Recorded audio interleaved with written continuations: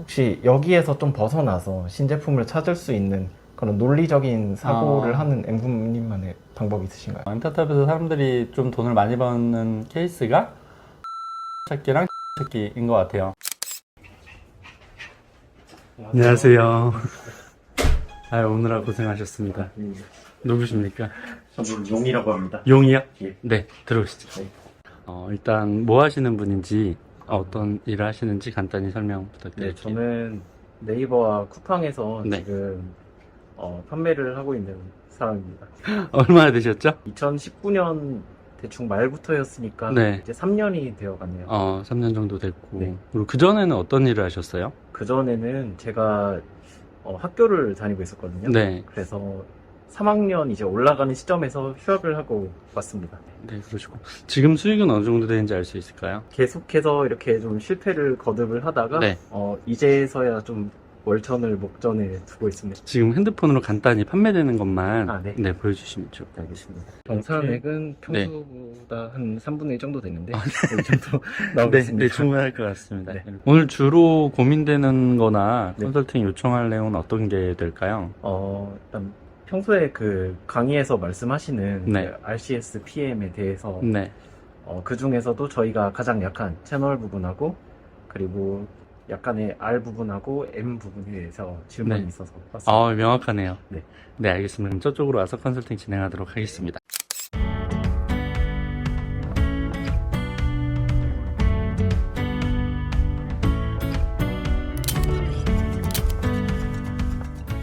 네, 그럼 지금부터 컨설팅을 진행하도록 할게요. 네. 그 진행하기 앞서서 현재 자본주의 계급도에서 예. 어느 위치에 계신지를 네. 일단 여쭤볼게요. 일단 저는 노예 2에 있는 것 같습니다. 노예라고 한다면 이제 수익이 어느 정도 생기긴 했지만 네. 쌓이는 돈은 없고 네. 그 상태인 네, 거죠. 맞습니다. 학생이셨다가 바로 이 일을 하면 예. 사실 비교군이 없잖아요. 이 업무의 효율에 대해서 네, 다른 맞습니다. 일을 하지 않으셨으니까 네. 그럼에도 불구하고 이 지금 현재 하고 계신 일이 효율적이라고 생각하시는 이유가 있을까요? 저는 군대에 있을 때 좀 형이 추천해준 책을 몇 권 읽었었는데 네네네. 사업에 대한 책이었습니다. 네. 그래서 그런 사업에 대한 책들을 읽다 보니까 확실히 회사를 다니는 것보다 사업을 하는 쪽이 더 낫고 네. 그리고 제가 지금 무자본 상태에서 진입을 하기에 가장 좋은 일이 뭘까 하고 생각을 하다가 네, 형이 먼저 하고 있는 이 일을 따라서 하게 되었습니다. 확실히 바로 옆에 있는 측근이 예.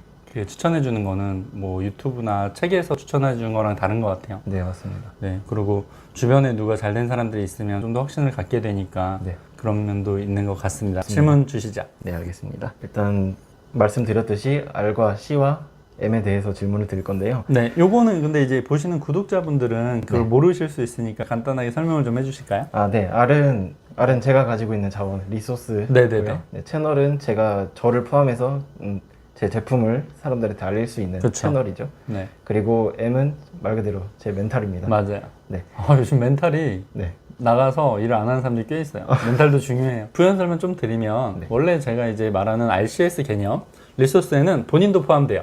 그러니까 제품이라고 한정 짓지 않는 이유는 뭐 본인이나 아니면 브랜드나 어떤 나라 이런 것들도 R에 해당이 되기 때문에 저는 이제 그거를 R이라고 표현을 했고요. 채널은 블로그나 뭐 카페 이런 거를 비롯해서 내가 말을 통해서 누군가한테 설득하는 것도 채널이고 전달할 수 있는 모든 것을 얘기하고 S는 그거를 자동화하는 시스템을 얘기합니다. 그리고 이제 두 가지 더 말씀해 주셨는데 P와 M은 P 같은 경우는 피지컬, 그러니까 이제 내가 건강하지 못하면 일이 이제 손에 들어오지도 않고 그리고 건강하지 못하면 정신에도 영향을 미치더라고요. 네. 그래서 이제 신체적인 능력을 피지컬로 하고 그리고 멘탈, M 이렇게 해서 RCS, MP 요거를 저는 이제 자본주의에서 기본적인 돈을 벌기 위한 요소들이라고 지칭을 하고 있습니다. 네, 그 중에 네, 첫 번째 질문은 R에 대한 질문인데요. 네, 저희가 수도 없이 실패를 겪으면서 이렇게 교훈을 하나씩 얻어 가는데 네, 최근에 시작한 제품 같은 경우에는 네. 그냥 컨셉만으로도 이게 수익이 생길 수 있다는 거를 네. 알게 된 케이스였습니다. 보통 신제품을 이렇게 찾을 때는 네. 저희가 좀 머리를 맞대고 이렇게 회의를 많이 합니다. 네, 그런데 보통 좀 사고가 1차원적이란 말이죠. 네. 예를 들어서 신체 부위, 손 네. 마사지기 네, 네, 이런 사고의 흐름이 이루어지는데요. 네. 혹시 여기에서 좀 벗어나서 신제품을 찾을 수 있는 그런 논리적인 사고를 하는 엠부님만의 방법이 있으신가요? 네, 사실 뭐 어떻게 보면 전달한 내용일 수도 있지만 제 사고로 이제 다시 바꿔서 말씀을 드리면 네. 일단 기본적으로 제품을 찾는 방식에는 여러 가지가 있지만 엔터타입에서 사람들이 좀 돈을 많이 버는 케이스가 불편함 찾기랑 질병 찾기인 것 같아요. 네.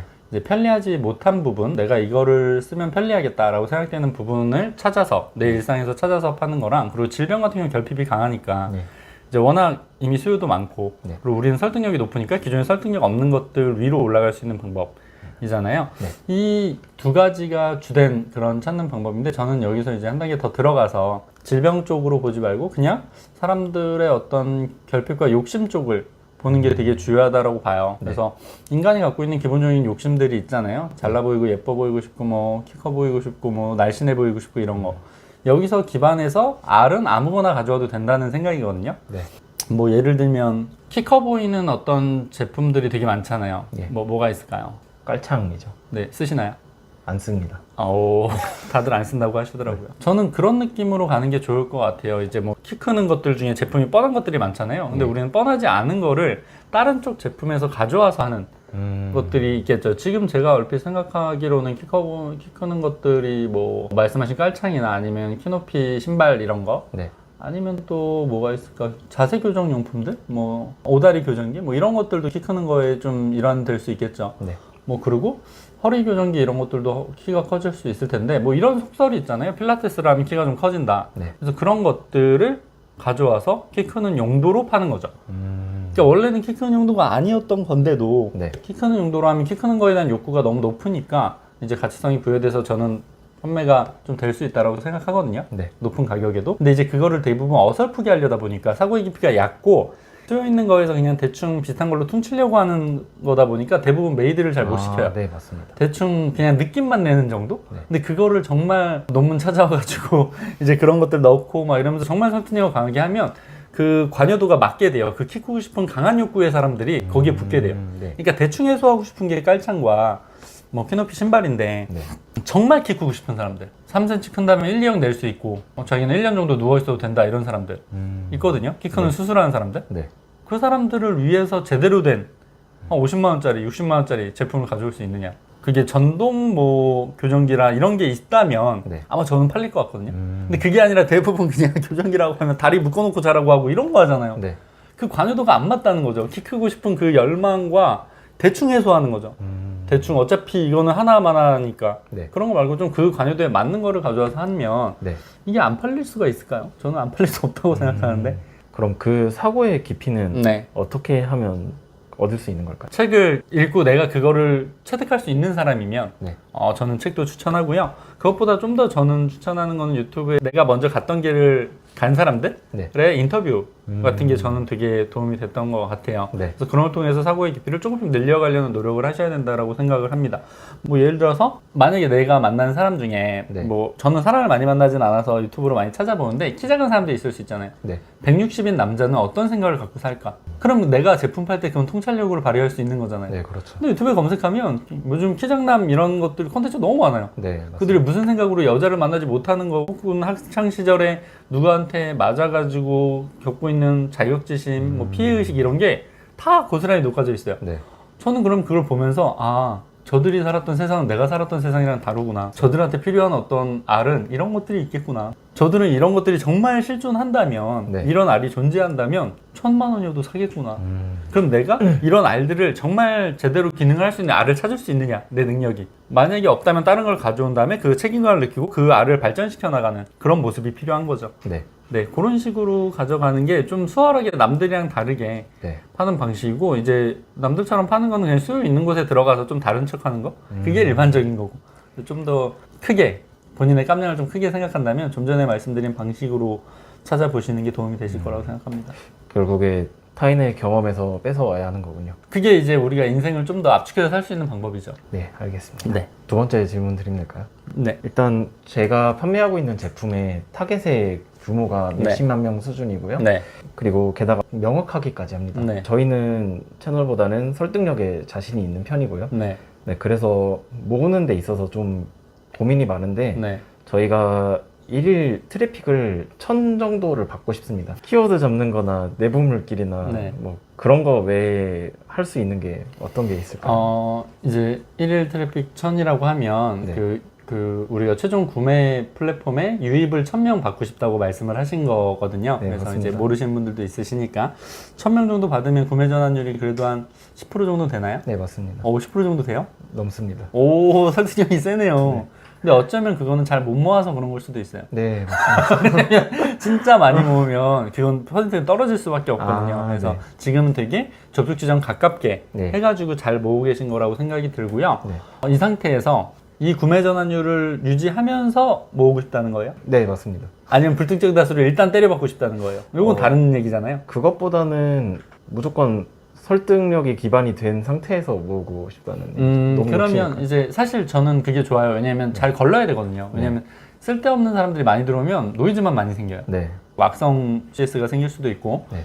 그래서 저는 이제 필요 수요를 아마 제가 봤을 때는 하는 데까지 하신 걸 거예요. 지금 이게. 네. 그 상태에서 여기서는 더 이상 이제 내가 채널 기술 통해서 모으지 못한다라고 아마 스스로 단정을 했을 거예요. 네. 새로운 플랫폼에 대한 연구나 그런 발견은 못 하신 상태일 거고. 네. 네, 그거가 이제 대부분 엠터탑의 그 사람들이 지금 겪고 있는 고충인데, 네. 그 상황에서 저라면 두 가지인데, 플랫폼을 새로 찾든 아니면 다른 타겟을 데리고 오든 두 가지거든요. 전자 같은 경우는 새로운 플랫폼이 사실 너무 많잖아요. 그러니까 이 플랫폼에 대해서는 이렇게만 생각하셔야 돼요. 어디에 어떤 사람들이 지금 활동량이 많아졌는지만 봐야 돼요. 그러니까 어떤 어플에 네. 사람들이 많이 활동하냐. 네. 최근에 사람들이 되게 많이 몰렸죠. 네. 그래서 뭔가를 하려는 액션이 있어야 되고 거기서 뭔가 몇 명이라도 판매를 하게끔 해야 되는 거예요. 그러면 네. 저의 정확한 타겟들이 그 플랫폼 안에서 활동할 필요는 없는 거네요. 거기에 만약에 10만 명이 있으면 그 중에 우리 걸 살 수 있는 사람이 몇 명 있을까요? 그거는 예측하기가 힘들 것 같습니다. 이때까지 통상적으로 우리나라 인구가 4천만인데 우리 인구 그 타겟이 몇이라고 했죠? 그렇게 보는 거예요. 그냥 보편적으로. 네. 네. 왜냐면 거기 한 명도 없진 않을 거 아니에요. 네, 맞습니다. 근데 그걸 그리고 선별하려는 장치가 있거든요. 네. 글을 쓰는 거나 뭐 이런 거 제목이나 이런 걸 통해서 그런 거에 대한 연구나 어떤 노력 없이 그냥 사람들이 많이 활동하는 것들을 다 나랑 상관없는 플랫폼이라고 버려둔다면 그건 마케터의 자세가 아니라고 생각하죠.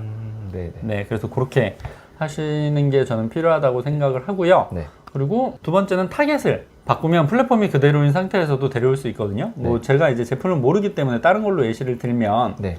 뭐가 좋을까요? 이걸로 그냥 앞에 있으니까. 이 제품은 뭐죠? 거치대. 핸드폰 거치대입니다. 네. 핸드폰들은 대부분 지 혼자 살 수가 없죠. 예. 물론 요즘엔 폴드 뭐 이런 거는 지 혼자 쓰기도 하는데 그러면 이제 풀 액정으로 볼 수가 없으니까 네. 저런 것들이 필요해요. 이 제품을 만약에 팔아야 돼요. 그럼 어떻게 팔 거예요? 저는 일단 타겟을 먼저 찾을 것 같습니다. 네. 그것도 좀 용도 변경이나 아니면은 용도 특정한- 변경 어떻게 해요? 예를 들면 뭐 이런 형태에서는 좀 불가능하겠지만은 네. 그냥 아예 또 누워 있을 수밖에 없는 사람들을 위한 거라든가 아니면 뭐 딱히 그 뾰족한 생각은 들지 않지만 좀 노인분들을 위한 거라든가 네, 그런 식으로 지금 타겟을 한정지어서 이제 그들의 특수성을 만들어준 다음에 우리 아래 가치를 높이는 전략을 말씀해 네, 주셨어요. 맞습니다. 그런 건데 이 제품은 사실 그렇게 특수한 제품은 아니라 보편성인 거 안에서 타겟을 잡아야 된다고 생각하거든요. 네. 이 제품은 원래 핸드폰 거치대가 아니었어요. 제가 처음에 선물 받았을 때 닌텐도 스위치 거치대였어요. 네. 근데 핸드폰도 올렸더니 너무 편하더라고요. 그래서 이 제품이 저는 너무 좋아서 이 제품을 똑같은 걸 하나 더 샀어요. 네. 다른 거를 막 샀는데 다 허접하고 튼튼하지 못해서 별로더라고요.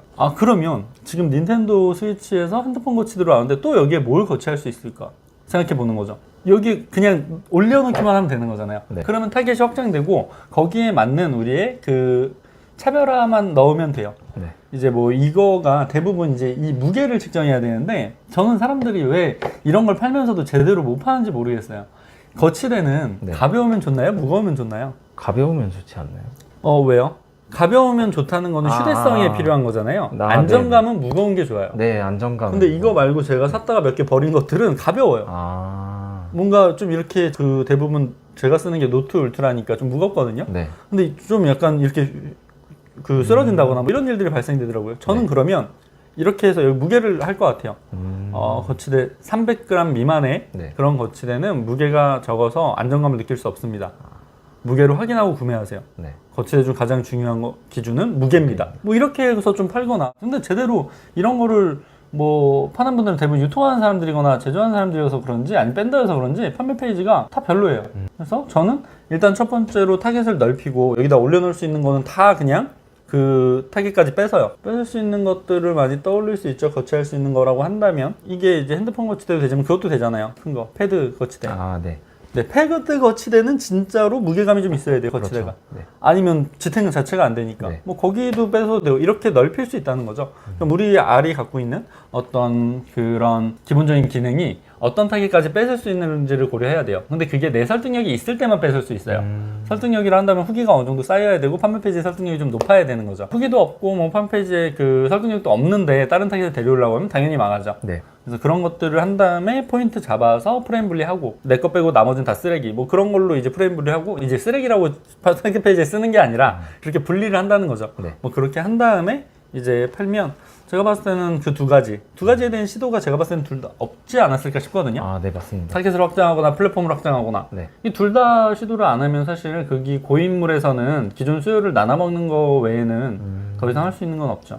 네. 그 항상 플랫폼을 찾아라라는 얘기를 하시는데 네. 그 플랫폼에서 계속해서 글을 이렇게 쓰잖아요. 써서 이렇게 유입을 시키는데 이게 꾸준한 작업을 통해서 꾸준한 유입이 생기는 거겠죠?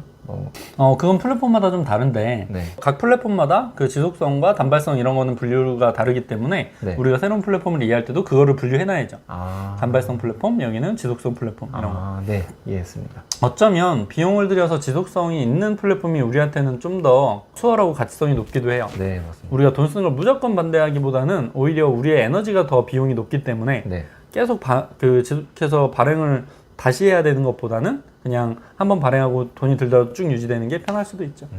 네, 이해했습니다. 네. 네. 뭐 트래픽 얘기하자면 트래픽 변화 많을 때마다 뭐 유튜브에선 난리 났다 이러던데 그거 저거 못할 정도면 저는 온라인 안 해야 돼. 아, 네, 맞습니다. 이커머스가 안 맞아요. 그런 분들은 그냥 어디 가서 그 오프라인 장사하는 게 더 맞아요. 오프라인 장사는 변화에 민감하지 않을 수 있으니까. 그렇죠.